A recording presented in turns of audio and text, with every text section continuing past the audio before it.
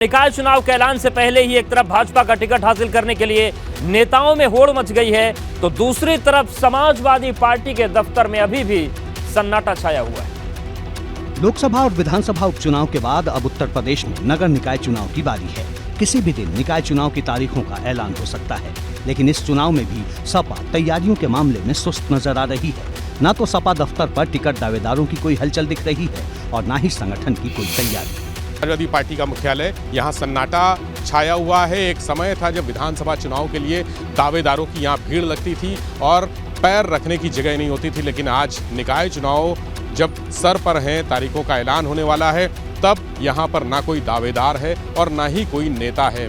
लोकसभा और विधानसभा उपचुनाव के बाद सपा नेता दावा कर रहे थे कि निकाय चुनाव में भी पार्टी मजबूती के साथ लड़ेगी और भाजपा को कड़ी टक्कर देगी, लेकिन बसपा अपनी कार्यशैली के मुताबिक चुपचाप तैयारियों में जुटी है और बसपा का पूरा जोर मुस्लिम वोट बैंक को मजबूत करने में लगा है। स्थानीय निकाय के चुनाव की घोषणा 2 से 3 दिन के भीतर होनी है। ऐसे में अगर आप तस्वीरें देखिए तो यहाँ पर कार्यकर्ताओं की भीड़ नहीं है, लेकिन माना जा रहा है कि इसी हफ्ते चुनाव की अधिसूचना जारी हो सकती है और जनवरी के पहले हफ्ते में निकाय चुनाव कराए जा सकते हैं। लेकिन भाजपा और सपा दफ्तर की अलग अलग तस्वीरें दोनों दलों की तैयारियों की कुछ और ही कहानी बयां कर रही हैं। भगवान श्री कृष्ण के लिए मुख्यमंत्री योगी आदित्यनाथ की भक्ति किसी से छिपी नहीं है। वो जब भी मथुरा आते हैं सबसे पहले भगवान कृष्ण के दर्शन जरूर करते हैं, जन्मभूमि जाते हैं। और इस बार भी सीएम योगी ने अपने मथुरा दौरे की शुरुआत श्री कृष्ण जन्मभूमि में ठाकुर जी के दर्शन के साथ की। मथुरा आगमन पर मुख्यमंत्री योगी सबसे पहले श्री कृष्ण जन्मभूमि पहुंचे। उन्होंने गर्भगृह में बाल स्वरूप कान्हा के दर्शन किए। गर्भगृह में दर्शन के बाद मुख्यमंत्री योगी भागवत भवन पहुंचे। उन्होंने भागवत भवन में विधि विधान से श्री राधा कृष्ण की युगल जोड़ी की विधि विधान से पूजा अर्चना की, आरती उतारी।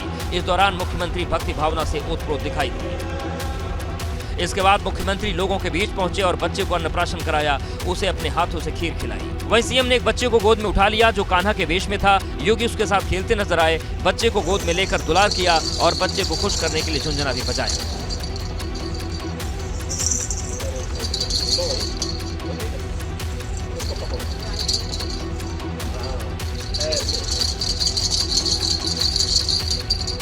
जन्मभूमि पर पूजा अर्चना और दर्शन के बाद सीएम योगी प्रबुद्ध वर्ग सम्मेलन कार्यक्रम स्थल के लिए रवाना हो गए। उत्तराखंड में कहां चल रहा है घड़ी घड़ी घमासान।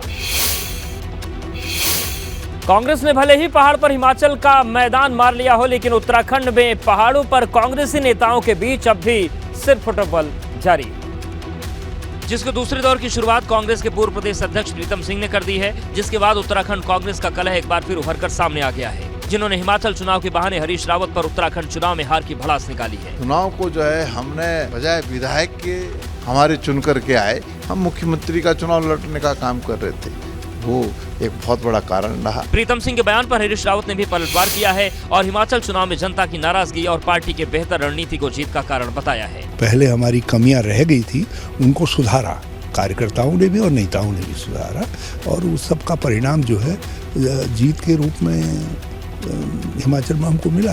उत्तराखंड कांग्रेस की इस कलह पर भाजपा ने तंज कसा है। कैबिनेट मंत्री रेखा ने कांग्रेस की गुटबाजी पर तंज कसा है। कांग्रेस की क्या गुटबाजी रही वो तो सब लोग जानते ही हैं। कांग्रेस में हर कोई व्यक्ति जो है मुख्यमंत्री बनना चाहता था। दरअसल चक्राता से विधायक प्रीतम सिंह ने 21 नवंबर को सचिवालय कूच के दौरान शक्ति प्रदर्शन कर अपनी धमक दिखा चुके हैं। सवाल है कि क्या उत्तराखंड में अपना जनाधार खो रही कांग्रेस क्या लोकसभा चुनाव में अपनी गुटबाजी को खत्म कर पाई। भारतीय जनता पार्टी ने 2024 लोकसभा चुनाव की तैयारियां तेज कर दी हैं, जिसको लेकर देहरादून में दिल्ली तक मंथन शुरू हो गया है। कल दिल्ली में भाजपा के उत्तराखंड के प्रभारी दुष्यंत गौतम ने पार्टी की बैठक बुलाई, जिसमें सीएम धामी, भाजपा प्रदेश अध्यक्ष महेंद्र भट्ट और पार्टी के सांसदों को बुलाया गया।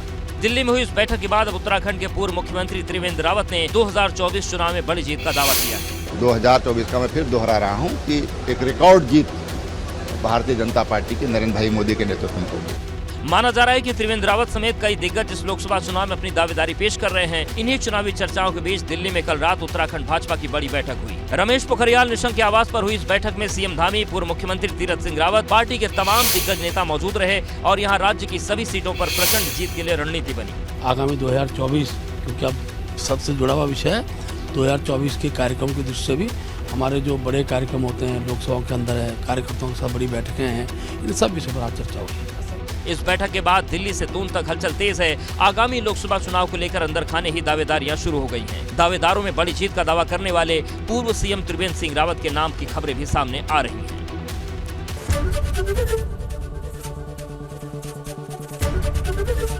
एबीपी गंगा, खबर आपकी, जुबान आपकी।